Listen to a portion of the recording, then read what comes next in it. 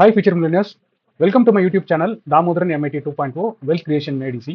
நான் Damodaran, founder and mentor strategies academy. This is a small gist about me.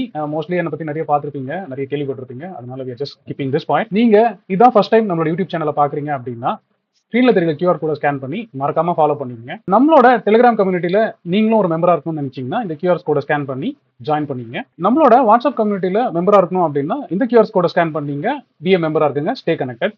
Hi friends, குருலி. So நேற்று நம்ம எதிர்பார்த்த மாதிரியே நல்லாவே போச்சு. ஸோ நேற்று நம்மளுக்கு தெரியும் நம்ம வந்து லாங்கில் இருந்தோம், சரியா? நானுமே அப்டேட் பண்ணியிருந்தேன். ஸோ நம்ம வந்து இந்த இடத்துல லாங் எடுத்திருந்தோம் நேற்று, கரெக்டாக இந்த இடத்துல லாங் எடுத்திருந்தோம். ஓகேவா? காலையில் இந்த இடத்துல புக் பண்ணோம், அதுக்கப்புறம் ஷார்ட் எடுத்தோம், திரும்பி இந்த இடத்துல லாங் எடுத்துட்டோம். அப்புறம் இன்னைக்கு பார்த்தீங்க அப்படின்னாலும் நேற்று வந்து இந்த இடத்துல ஷார்ட் எடுத்தோம், அப்புறம் இன்னைக்கு பார்த்தீங்கன்னா திரும்பி மேலே போச்சு. ஸோ மேலே போகும்போது நானுமே இந்த ரெசிஸ்டன்ஸை பேஸ் பண்ணி, ஓகேவா, இங்கே ஆக்சுவலாக ஸ்விங் லாங்காக எடுத்தது வந்து 50% வந்து புக் பண்ணி சொல்லிட்டேன். மோஸ்ட்லி ஸ்ட்ராட்டஜி அப்ளை பண்ணுற எல்லாருமே வந்து டவுன் சைட் ரிஸ்க் மட்டும் வச்சுட்டு அந்த பொசிஷன் ஓப்பன் விட சொல்லிட்டேன். அதுக்கப்புறம் ஃப்ரெஷ்ஷாக பார்த்தீங்க அப்படின்னா இன்னைக்கு வியூ போட்டது வந்து ஈவன் ட்ரேட் நோட்டில் நான் போட்டது வந்து இங்கே வந்து 820 830 இந்த இடத்துல வந்து ஷார்ட்ஸ் எடுக்கலாம், எடுத்துட்டா வந்து இந்த லோவர் ரெண்டுக்கு வந்து வரும் அப்படின்னு சொல்லி போட்டிருந்தேன். பட் ஆனால் தான் எனக்கும் இன்னைக்கே வருமா அப்படின்னு தெரியாது. பட் நம்ம நல்ல நேரம் மார்க்கெட்டாக பார்த்தீங்க அப்படின்னா ஆக்சுவலாக ரொம்ப க்ளீனாக கிட்டத்தட்ட நம்ம லாஸ்ட் 2 டேஸாக என்ன விகத்தாலும் நல்ல ப்ராஃபிட்டபுளாக இருந்துச்சு. ஸோ இப்போ இது பார்த்தீங்கன்னா தெரியும். ஸோ அது அழகாக அந்த சேனலில் இருந்துச்சு. அப்படி வந்துட்டு மேலே போச்சு. சேனலில் இந்த ரெஸ்டன்ஸ் நம்ம மார்க் பண்ணிச்சு, அந்த கேப் ரெஸ்டன்ஸ் கரெக்டாக அந்த ரெஸ்டன்ஸில் இந்த சேனல் இதில் கரெக்டாக ஒரு இது ஃபார்ம் வச்சு இந்த செல் ஆஃப் வந்துச்சு, திரும்பி தொட்டுச்சு.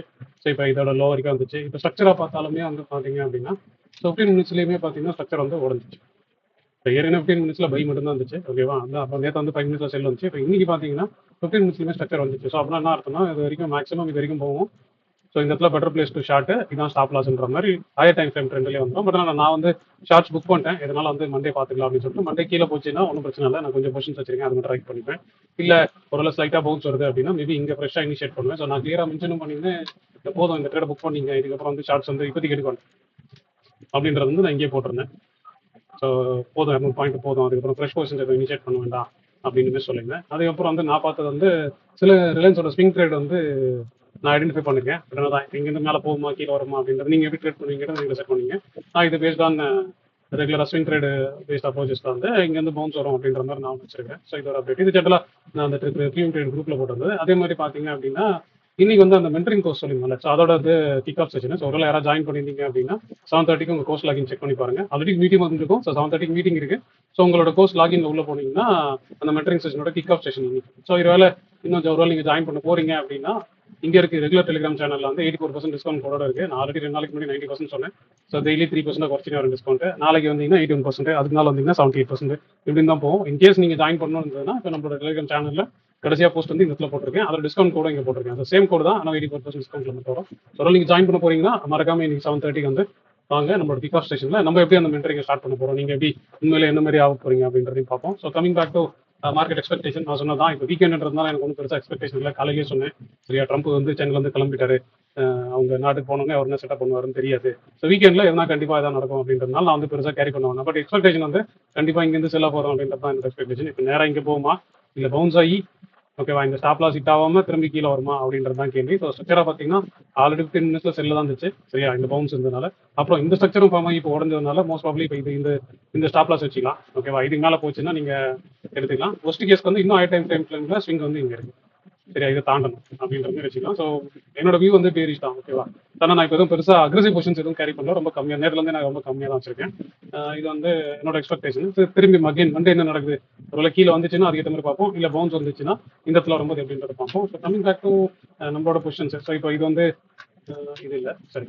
இது நம்ம ஜென்ரலாக நம்ம டீச் பண்ணுறோம்ல, ஸோ அவரோட அக்கௌண்ட்டை அவருக்கு வந்து எப்படின்னு டீச் பண்ணிட்டு இருக்கோம். ஸோ அதில் இன்னைக்கு பார்த்தீங்கன்னா 15,000, ஓகேவா? நேற்று பார்த்தீங்கன்னா நல்ல ப்ராஃபிட் இருந்துச்சு, அதுக்கு முந்தின நாள் நல்ல ப்ராஃபிட் இருந்துச்சு. ஸோ அப்போ என்னன்னா இந்த மூவெல்லாம் நம்ம வந்து இன்லைனாக எக்ஸ்பெக்ட் பண்ணி பொசிஷன் வச்சிருக்கோம் அப்படின்றத மீனிங். ஸோ பொறுமையாக தான், ரொம்ப அக்ரெசிவாக ட்ரேட்ஸ் இல்லை. இப்போ எதுலையுமே பார்த்தீங்கன்னா ஃபண்ட்ஸ் நிறைய ஃப்ரீயாக தான் வச்சிருக்கு. ஸோ 11 லட்ச ரூபா ஃப்ரீயாக தான் இருக்குது. ஸோ 30 lakhs அக்கௌண்ட்டில் 10 lakhs நான் பொசிஷன் எடுக்கல, ரொம்ப டைட்டு தான் வச்சிருப்பேன். பட் இப்போ 2-3 நாளாக வந்து நியூஸ் ஃப்ளோவாக ஏதாவது போகுன்றதுனால நான் பெருசாக பொசிஷன் வச்சில்லை அப்படின்ற ஆங்கிள் மட்டும் வச்சிருக்கேன். ஸோ இது வந்து இந்த அக்கௌண்ட்டை அப்போ நம்ம ரெகுலராக எப்பவுமே நம்ம பார்ப்போம்ல. ஸோ என்னோட இதில் பார்த்தீங்க அப்படின்னா ஓரளவு எல்லா பொசிஷன் இன்னைக்கு வந்து ஃப்ளாட்டாக தான் இருக்குது. ஓகே, இன்னைக்கு வந்து ஃப்ளாட்டாக தான் இருக்குது. ஆக்சுவலாக பார்த்தீங்கன்னா ரிலையன்ஸோட பொசிஷன் இருக்குது. ஓகே, ரிலையன்ஸ் தான் இன்னைக்கு கொஞ்சம் நெகட்டிவ் இருந்துச்சு. அதையும் வந்து நான் ஸ்லைட்டாக மாற்றிருக்கேன். பட் நான் புலிஷ்ன்ற ஆங்கிள் தான் மாற்றிருக்கேன் அந்த பொசிஷன். ஸோ கால்ஸ் எல்லாம் கொஞ்சம் புக் பண்ணிட்டு ரேஷாவை மட்டும் மாற்றிருக்கேன். ஸோ இது என்ன நடக்கும் அப்படின்றத மண்டே தான் பார்க்கணும். ஸோ அது என்னன்னு பார்ப்போம். இது ஒன்று மட்டும் தான் இன்னைக்கு வந்து கொஞ்சம் டார்ச்சர் பண்ணிச்சு. ஸோ ஓவராலாக பார்த்தீங்கன்னா இந்த அக்கௌண்ட்டை பொறுத்த வரைக்கும் ஃப்ளாட்டு. மிச்சப்படி வந்து நம்ம 19th வச்சிருந்த பொசிஷன் வந்து 19th அந்த பொசிஷன் வந்து அதான் வச்சிருக்கேன். அப்புறம் டைட் பண்ணி மட்டும் உள்ள போட்டிருக்கேன். ஸோ வெளியில் அந்த பொசிஷன் மட்டும் எடுத்து போட்டுட்டு டைட் மட்டும் வச்சிருக்கேன். ஸோ இது அதே மாதிரி 26th அந்த பொசிஷனும் ப்ராஃபிட் தான். ஸோ 26th இருந்தது சரி நிஃப்டியில் இருந்து வரணும், ரிலையன்ஸோட சேர்ந்து இருக்கிறதுனால. ஸோ நிஃப்டி 26லேயே வந்து ப்ராஃபிட் தான். So mild profit. இது வந்து இதே மாதிரி தான் சார். இது வந்து 28 புட்டு 28 காலேஜ் இப்படி இருக்கும் உள்ள. ஸோ இப்படி இருக்கு. பே ஆஃபாக பார்த்தீங்கன்னாலும் ஓகே, இது பெருசாக பே ஆஃபாக பார்க்கல, உங்களுக்கு மோஸ்ட்லி தெரியும். ஸோ அதுக்கப்புறம் கம்மிங் பேக் டு நம்ம அந்த கன்சர்வேட்டிவாக பண்ணுவோம்ல ஏட்ரம் அக்கௌண்ட்டில். ஸோ ஏட்ரமில் வந்து பார்த்தீங்கன்னா இன்னைக்கு தேதிக்கு ஓகேவா இந்த கொஸ்டினும் இல்லாமல் ஓவராலாக எம்டிஎம் வந்து 9500 ப்ராஃபிட் தான். ஓவராலாக 9500 ப்ராஃபிட். இப்போ 19th வந்து பார்த்தீங்கன்னா 19th வந்து 7000 ப்ராஃபிட் வந்துருக்கு. ஸோ நான் என்ன பண்ணியிருக்கேன், 19th பொசிஷன் வச்சு தான் ப்ரொடெக்ஷனை மட்டும் இங்கே இருந்தது ரெண்டுத்தையும் கட் பண்ணுறேன். 23 தூக்கி 23,100ல போட்டேன். ஸோ 24,250 தூக்கி 24,150ல போட்டேன். இந்த ப்ரொடெக்ஷனை மட்டும் இது மாற்றிருக்கேன். இதெல்லாம் அப்படியே தான் இருக்குது.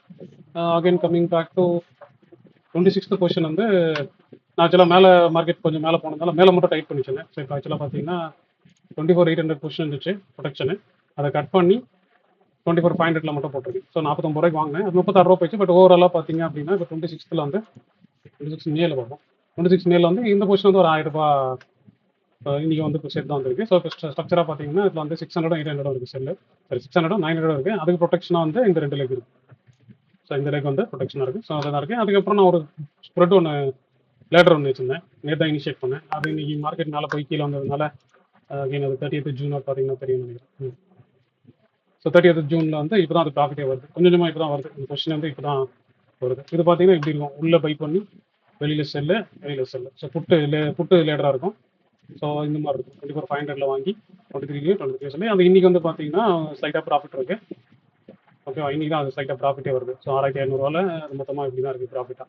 ஸோ இந்த கொஸ்டின் வந்து இப்போ தான் நெட்டுக்கு நில்ல ஆகிடுங்க. இப்போ வந்து 1000 ரூபாய் நெட் இருந்துச்சு, அது 1000 ரூபாய் சரியாயிடுச்சு. ஸோ அகைன் கமிங் பேக் இதோட பே ஆஃபாக பார்ப்போமா. இதோட பே ஆஃபாக பார்த்தாலும் ஓரளவுக்கு ஐடியா இருக்குது. நீங்கள் ரெகுலராக டெய்லி ட்ராக் பண்ணுவீங்க. ஏற்றம்ல இருக்கிறது வந்து இந்த கொஸ்டின் வச்சிருக்கோம். ஸோ இது வந்து ரெண்டு பக்கமும் நல்லா டைப் பண்ணி வச்சாச்சு. ரைட்டா, இங்கேயும் ரிஸ்க் இவ்வளோ தான், இங்கேயும் ரிஸ்க் இவ்வளோ தான். அதே மாதிரி ஜூன் லேடர் நான் சொன்ன பொசிஷனு. ஸோ இது பொறுமையாக கீழே மார்க்கெட் வந்து லோ டைம் ஃப்ரேம் சரி 15 மினிட்ஸ் செல் வந்ததுனால இந்த கொஸ்டின் மேலே வந்து ப்ராஃபிட் வர ஆரம்பிச்சிடும். இது வந்து பார்த்தீங்க அப்படின்னா இப்போ இந்த பொசிஷன் வந்து இப்போ இப்படி இருக்குது. ஸோ மாற்றினதுல ஸோ நான் 24,150 எதுவும் போட்டது. இப்போ நாளைக்கு வந்து மண்டேக்குள்ளே இந்த மண்டே சாயந்தரம் முடியும் போது இந்த பொசிஷனை நில் பண்ணிடணும் ரிஸ்க்கு. அப்படி இல்லைன்னா இதில் என்ன ப்ராஃபிட் இருக்கோ அதை புக் பண்ணிடணும் அப்படின்ற ஆங்கிள் தான் இருக்குது. ஸோ அதுக்கேற்ற மாதிரி என்னதுன்னு பார்க்கலாம். இப்போ இதில் 10 lakhs யூஸ் பண்ணியிருந்தேன், நமக்கு நல்லா தெரியும். 10 lakhs இப்போ தான் 1% வந்துருக்கு. இவ்வளோ நேரம் உருட்டி இப்போ தான் அது 1% வந்துருக்கு. மண்டேக்குள்ளே என்ன ஆகுதுன்னு பார்த்துட்டு ஒன்றும் ரிஸ்க்கை டைப் பண்ணி வச்சுக்கணும். அப்படின்னா இந்த 4 லாட் இருக்கிறது வந்து கொஞ்சமாக கம்மி பண்ணிக்கலாம், கொஞ்சம் கேப்பில் ரிலீஸ் பண்ணிட்டு இந்த ரிஸ்க் வந்து மட்டும் கம்மி பண்ணிக்கலாம் அப்படின்ற ஆங்கிளில் மட்டும்தான் இருக்குது. இதுக்கப்புறம் வந்து அதான் மண்டே என்ன நடக்க போகுது யாருக்கும் தெரியாது, மண்டே காலையில் தான் தெரியும். ஸோ ஒருவேளை உங்களுக்கு ஏதாவது டவுட் இருந்தாலும் உங்களுக்கு ஏதாவது கேள்வி இருந்தாலும் நீங்கள் வந்து இந்த வீடியோட கமெண்ட்லேயே போடுங்க. அப்படி இல்லையா ரொம்ப பெருசாக இருக்குது கமெண்ட் சொல்ல முடியல அப்படின்னா என்னோட வாட்ஸ்அப் நம்பர் இருக்கும். ஸோ அதில் மென்ஷன் பண்ணியும் உங்கள் கமெண்ட்டோ இல்லை வாய்ஸ் நோட் வழியாகவும் கேட்கலாம். ஸோ நல்லா முடிஞ்ச அளவுக்கு நான் க்ளீன் பண்ணுறேன். ஸோ வீக்கெண்டு நல்லா என்ஜாய் பண்ணுங்கள். ஸோ ஒருவேளை நம்மளோட மென்டரிங் கிளாஸ் நீங்கள் ஜாயின் பண்ணிங்க அப்படின்னா இன்றைக்கி அது ஒரு கிக் ஆஃப் செஷன் கரெக்டாக 7:30 இருக்குது. மறக்காமல் ஜாயின் பண்ணிங்க. ஸோ பெரிய லேர்னிங் இருக்குது. அதோட மேஜர் இன்டென்ஷன் என்னன்னா என்ன மாதிரி உங்களை ட்ரேட் பண்ண வைக்கிறதுக்கு கோல் தான் அது ஒரு கொஞ்சம் டைம் கன்சூமிங் ப்ராசஸ். ஒரு அட்லீஸ்ட் ஒரு நெக்ஸ்ட் 3 monthsலேருந்து 6 monthsக்குள்ள அந்த டைம் எடுக்கும். ஸோ ஒரு 1 monthக்கு அப்புறம் நீங்கள் ட்ரேட் போட ஆரம்பிச்சிருவீங்க. என்ன மாதிரியே ஒரு லாஜிக்கலாக இந்த எப்படி ரிவார்ட்ஸ் எடுக்கிறது, இந்த ஸ்ட்ராட்டஜி எப்படி பில்ட் பண்ணுறது, அப்புறம் இந்த ஸ்ட்ராட்டஜி எப்படி டைப் பண்ணுறது, இந்த ஸ்ட்ராட்டஜி ஃபெயில் ஆச்சுன்னு என்ன பண்ணுறது அப்படின்றத நான் பொறுமையாக உங்களுக்கு சொல்லி தர போகிறேன். ஸோ அதுக்கான பீப்புள் மட்டும் அதில் வருவீங்க. ஸோ அதோட கிக் ஸ்டார்ட் வந்து இன்னைக்கு நடக்குது. ஸோ மறக்காமல் 7:30 ஜாயின் பண்ணிங்க. ஒருவேளை ஜாயின் பண்ண முடியலனா பிரச்சனை இல்லை. ஸோ உங்களோட போஸ்ட் லாகின்ல இன்னொரு செஷன் ரெக்கார்டிங்காகவும் வந்துடும். பட் இன்கேஸ் நீங்கள் நிறைய இன்ட்ராக்ட் பண்ணணும், டவுட்ஃபுல்லாக பார்க்கணும் அப்படின்னு நினச்சிங்கன்னா லைவ் ஜாயின் பண்ணுங்க.